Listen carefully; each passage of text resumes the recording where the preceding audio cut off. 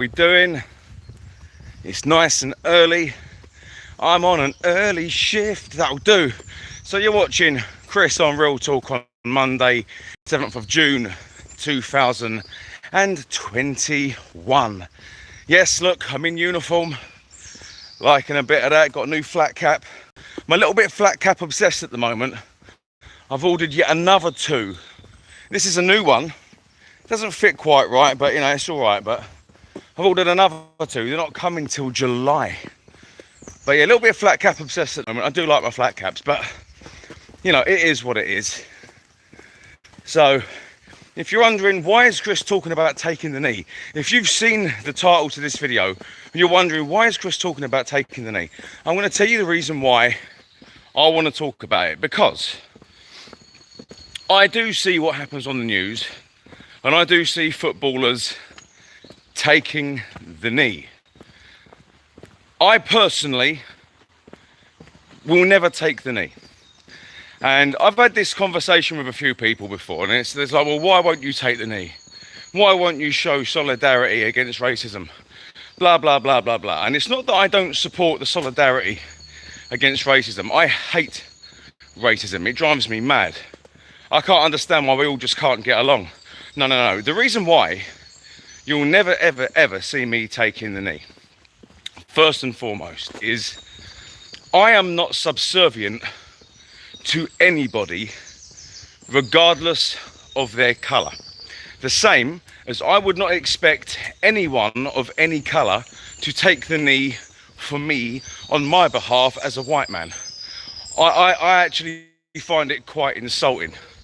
Okay, so I won't take the knee and basically show that I'm submissive to anyone, ever. So I wouldn't expect anyone to do the same for me. Secondly, another reason why I will not take the knee is because why would I want to copy and emulate the actions of a murderer? This is what I can't understand. You've got people all around the world like sheep taking the knee, and I understand why they're doing it. Is a man that murdered another man. Okay, so for me to take the knee, that is literally copying the action that killed George Floyd, and I see that as a bit of an insult to George Floyd. Personally, I don't want to do that. You see, I don't care about George's past history. I don't care whether he was a criminal. I don't care whether he was a mentor. I don't care really what his life was like before he died. The fact of the matter is he was murdered. So why am I going to take the knee and mimic the action that killed him? I'm not going to do that, because that I would feel like an asshole. I would. I'm not going to take the knee because I don't want to mimic the action of a murderer.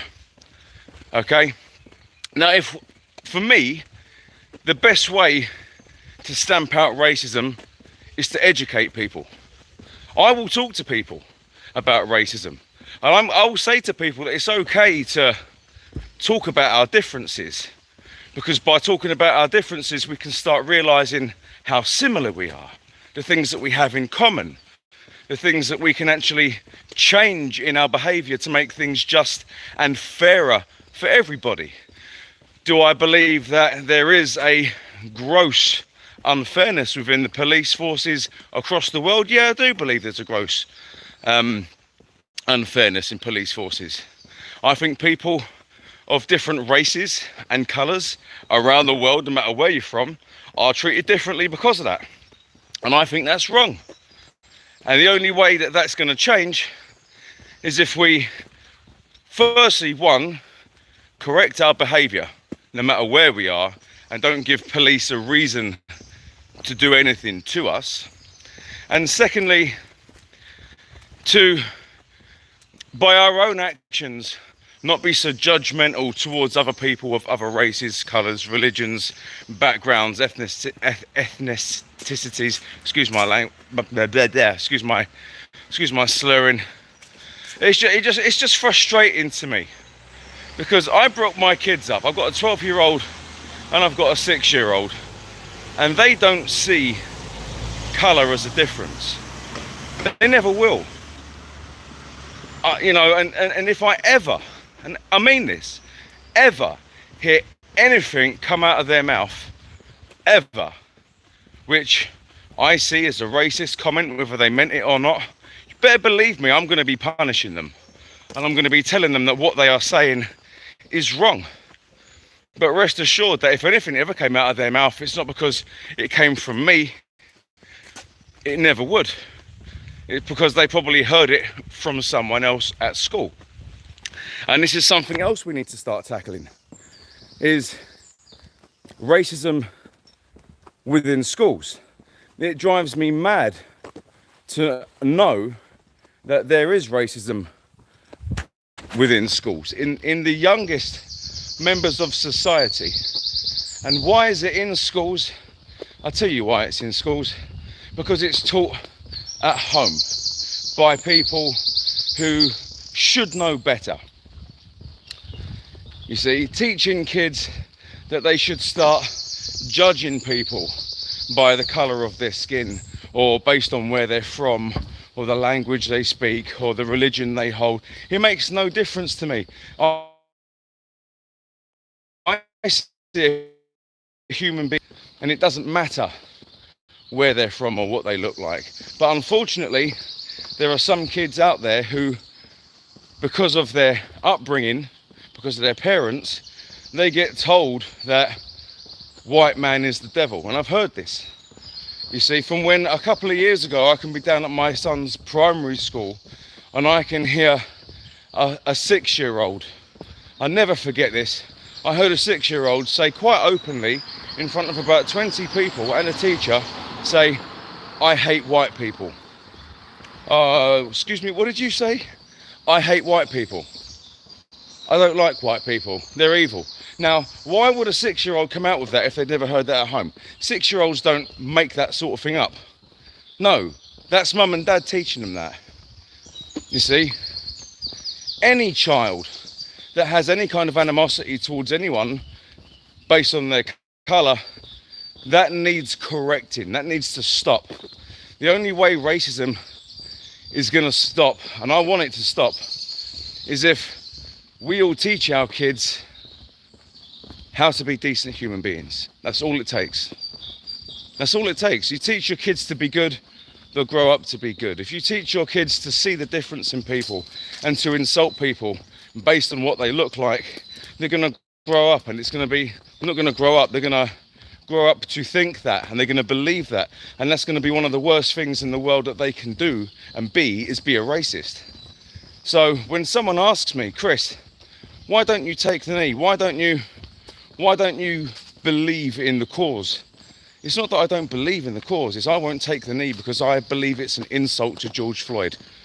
Like I said, and I'm going to say it again, I will never take the knee because I am not subservient to anyone because of colour, the same as I would expect anyone of any colour to be subservient to me. I would never expect anyone to take the knee for me. So I'm never going to do that. And I am never going to take the knee because, for me personally, it is an insult to George Floyd. Why on earth would I want to emulate the actions of a murderer? It is literally the action of kneeling down by Derek Chauvin on George Floyd's neck that killed the man. Why would I take the knee to emulate the actions of a murderer? I'm never going to do that. So if you get offended by this video, I genuinely am sorry this time, but you need to look at it for what it is, okay? It is an insult to George Floyd's memory and his life to take the knee. If you want to stamp out racism, then do it a different way. If you want to show solidarity, then fine, teach people, be a good person, okay? That's the best way to do it. You know, go into schools with the permission of a head teacher and teach kids that it's wrong to be racist. That's what needs to happen. Otherwise, it's going to be an endless loop of hate towards other ethnicities and minorities and everything else, and it just goes round and round and round and round and round, and it's never going to stop unless it's made to stop. And we can all stop it together. We can all stop it together. So the reason why I think footballers get booed, and by the way, I think football is no place for politics, from when footballers are allowed to take the knee, and I understand why. Don't get me wrong, I understand why they take the knee. I get it. But if they're allowed to do that, then I think they should be allowed to wear a poppy. It's as simple as that. Footballers should be allowed to wear a poppy. And that's not even a political statement. That's showing that we remember the hardships that millions of people went through fighting for peace, basically. And that's what it comes down to. So if you're going to make politics go into sport, if you're going to allow people to take the knee, then allow people to wear a poppy. So there you go. It's tit for tat at the end of the day. You can't have one without the other. So anyway, look, I'm going to go. I've got a nice early day today on earlies all week. I'm going to enjoy myself. I suggest you enjoy yourself. Be good, be kind. See you later. Mwah.